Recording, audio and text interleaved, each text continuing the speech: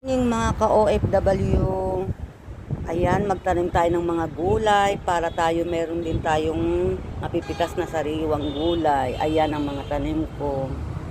Ayan ang sili. Galing pa ng Pilipinas ang mga tanim kong buto ng sili. Ayan, may bunga na siya. Ayan ang mga bunga. Ayan ang mga tanim kong sili.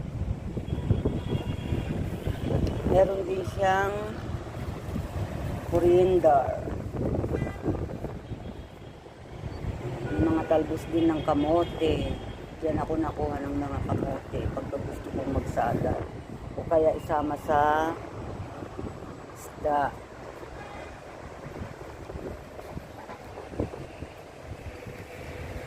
Meron din akong tanim na ampalaya.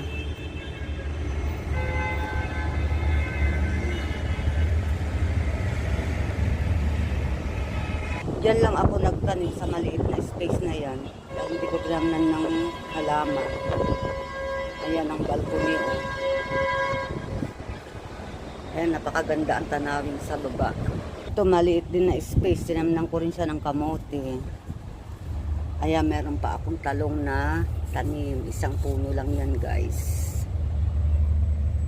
Meron din ditong maliit na space. Nilagyan ko din siya ng kamote at saka gabi. Dito rin yan sa balcony ng kwarto ng alaga ko. Nilagyan ko rin siya ng kamote. Ayan, napakaganda ng talbos.